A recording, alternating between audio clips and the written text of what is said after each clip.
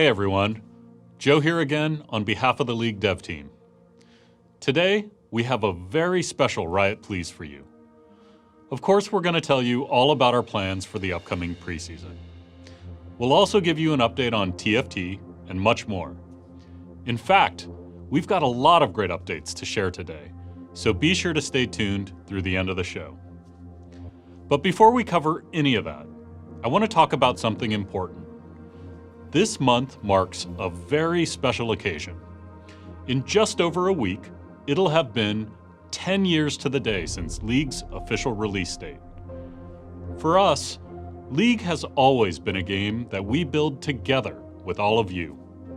Truth is, you've always been the ones who've made League more than just a game. You've made incredible art. You've created memes.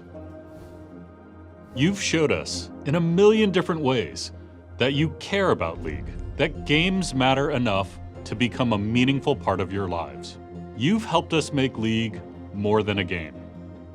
For us, celebrating League's 10-year anniversary is a chance to say thank you to all of you who've helped us build League, brick by brick. And to show our appreciation, here's what we've got planned. First up, 10 days of gifting. For 10 days, starting October 17th, we'll be celebrating you, the League community, with a small gift every day you log in. And no, it's not just summoner icons, although of course we gotta give you one of those. All you'll need to qualify is a League account that was created before this broadcast began. We want the rest of this month to feel like a real celebration. So expect to see SR looking a little brighter than normal. Your shop is coming back. And because it's a special occasion, for the first time ever, there'll be a chance that your shop contains legendary tier skins. In the past, we've spoken about our reasons for moving away from classic URF to the all-random URF mode. But this is a time to celebrate and pull out all the stops. So for the first time in over 4 years, we're bringing back URF with full champion select.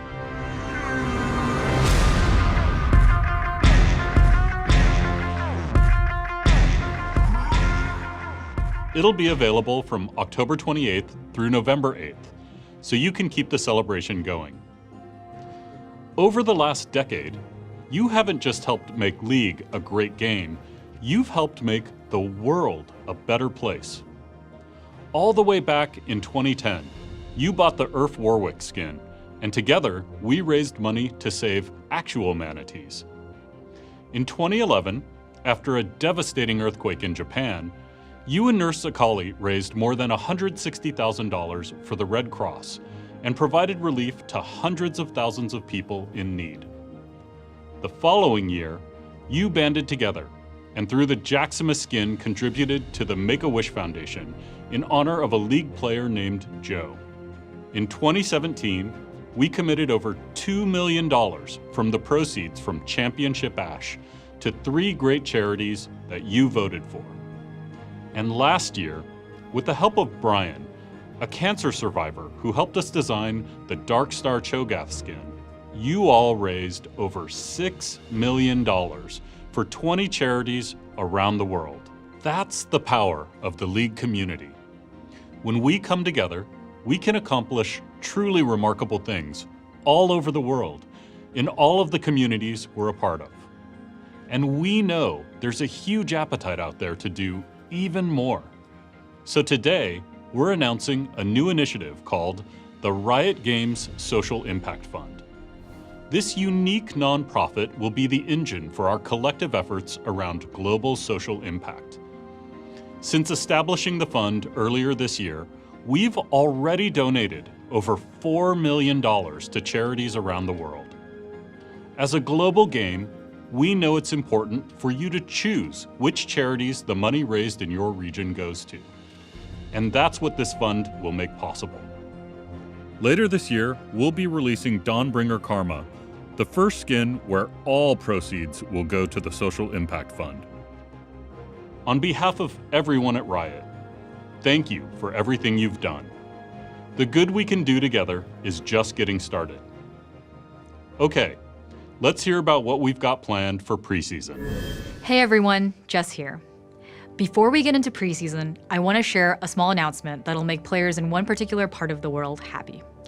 We know that there are many League players in the Middle East and North Africa who love League and have been playing on European and North American servers, and that we can do a better job of supporting them. We are proud to announce that we will be supporting these players by gradually offering all Riot Games products and services in Arabic. Okay, on to preseason changes. Over the years, Summoner's Rift has changed a lot. Sometimes in small adjustments to things you're already familiar with, and sometimes in complete overhauls or totally new additions.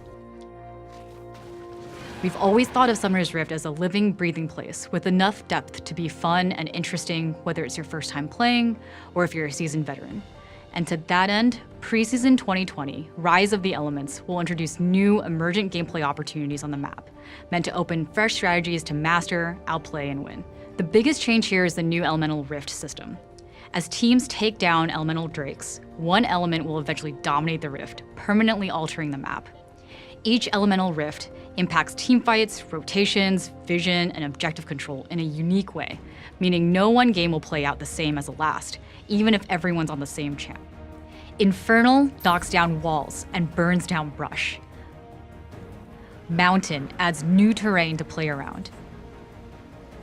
Ocean makes brush grow larger and spawn extra honey fruit, and Cloud turns pathways into wind tunnels that increase movement speed.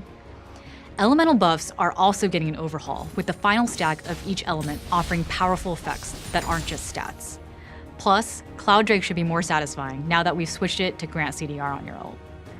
And don't worry, we're not letting Elder Dragon be one-upped by its younger siblings. When the game gets to Elder, we know the game's progressed pretty far. And to that end, we want to change the invisible parts of Elder buff into power that more clearly tells you to fight and push through to the end. Elder buff's keeping its burn effect, but instead of the large passive stat stick Elder currently gives, it'll now ground and execute against enemies below a certain health threshold. Dragons aside, we're also making a few map changes to add more outplay opportunities. Top and bot are getting new alcoves to shake up vision control and ganks. And we're adding some new brush by the blue buff river entrances. That's just the start of what preseason has to offer. We'll be publishing a dev blog shortly after the stream with more info on these changes, plus a ton of others we didn't have the time to get to here.